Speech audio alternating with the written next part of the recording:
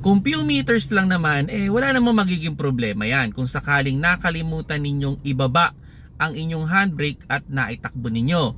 Pero yun nga, ano ba yung normal na masisira dyan pag sakaling tinakbo nyo pa rin siya ng dire-diretso at naka-handbrake? Isa sa mga pwedeng tamaan dyan ay yung brakes natin sa likod, ano? Depende sa klase ng brakes natin kung yan ba ay yung drum brake o disc brake. Kumbaga ang pwedeng tamaan dyan is yung ating pad, no? Yung brake shoe o yung ating brake pad, or worse, yung ating disc brake o yung ating drum brake mismo. Or pwede ring masira yung ating clutch, no? Well, sa mga modern car ngayon, pag nakalimutan nyo namang ibaba ang inyong handbrake ay magbabas o magbi-beep sounds naman yan.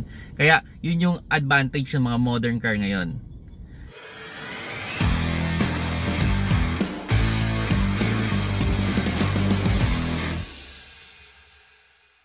Hello mga paps, I'm Kuya Shane at may nareceive akong question na related sa handbrake.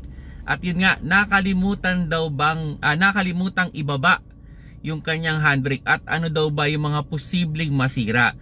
Kung tutusin, kung few meters lang naman yan, wala namang magiging problema yan. At especially sa mga modern car ngayon, pag nakalimutan mong ibaba yung inyong handbrake, normally magbabas naman yan o magbi-beep sounds. At mapapansin ninyo na parang hirap na hirap umabante yung inyong sasakyan pag nakalimutan ninyo, o yung iba pag talagang maganda yung kapit nung ating brake sa likod, hindi siya talaga tatakbo. Pero yun nga, ano ba yung mga posibleng masira dyan, ano?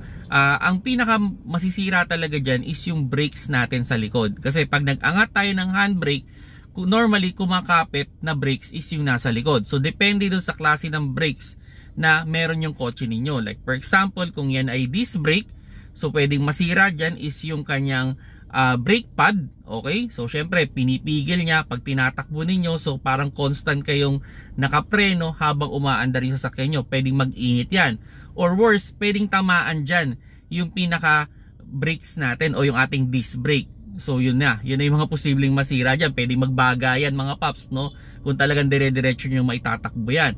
At yun, pwede rin magka-problema kayo kung sakaling drum brake naman yan is yung brake shoe nyo rin. Pwede rin uminit yan o yung kanyang drum brake. So yun yung mga posibleng tamaan. Ang pinaka worst dyan is pwedeng masira din yung inyong clutch.